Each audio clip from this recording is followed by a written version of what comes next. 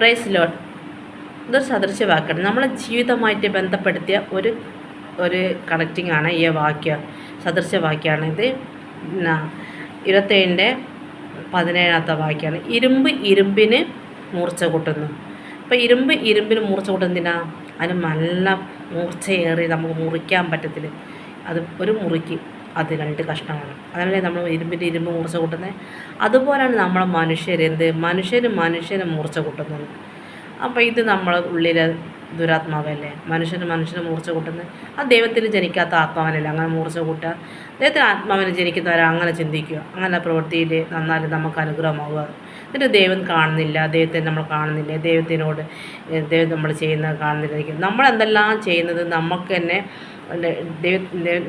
തന്നെ ദൈവത്തിൻ്റെ പ്രാർത്ഥനയിലൂടെ ദൈവം കാണിച്ചു തരും. നമ്മളെ ഉള്ളിലുള്ള എന്തെല്ലാം കുരിഷ്ടുകളുണ്ട്, എന്തെല്ലാം അകൃത്യങ്ങളുണ്ട്. ആ അകൃത്യമൊക്കെ നീക്കി വെച്ചാൽ ദൈവത്തിൻ്റെ അനുഗ്രഹമായി കിട്ടിയ നമ്മൾ പിന്നെ സത്യസ്വതന്ത്രമായ ദൈവത്തിൻ്റെ ജീവിതത്തിലേക്ക് നമ്മൾ അനുഗ്രഹമായി മാറി നമുക്ക് ദിനം ദൈവത്തിൻ്റെ അനുഗ്രഹം മാറുന്നത്. അപ്പോൾ നമ്മൾ കൊടുക്കുന്നതിലും ഒരാൾക്കത് കൊടുത്താൽ 10 ആൾ പറഞ്ഞാൽ നമുക്ക് ഓർക്കുള്ളൂ അല്ലേ.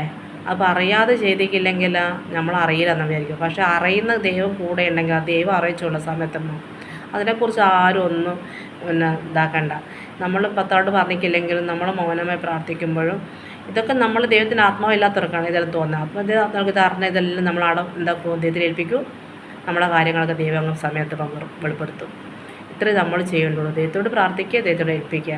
അപ്പോൾ അത് നമ്മൾ നമ്മൾ അനുഗ്രഹമായി നമ്മുടെ മക്കൾക്കും അനുഗ്രഹമായി മാറാൻ വേണ്ടി നമ്മൾ പ്രാർത്ഥിക്കുന്നത്. അപ്പോൾ ഇതാണ് ദൈവം പറഞ്ഞേക്കുന്നത്. ഇരുമ്പിന് മൂർച്ച കൂട്ടുന്നു, മനുഷ്യന് മൂർച്ച കൂട്ടുന്നു. അപ്പോൾ നമ്മുടെ സത്യമുള്ള ദൈവത്തിന് മുമ്പിൽ ഇതൊന്നും ഇഷ്ടമല്ല. എന്നാൽ ദുഷ്ടൻ്റെ പ്രവൃത്തിയിൽ പ്രസാദിക്കുന്ന ദൈവമല്ല നമ്മളെ കർത്താവ്. അപ്പോൾ ദുഷ്ടൻ്റെ പ്രസാദകരമായ പ്രവൃത്തി ചെയ്യാത്തൊരു ദൈവം ഉണ്ടെങ്കിൽ കർത്താവ് മാത്രമേ ഉള്ളൂ.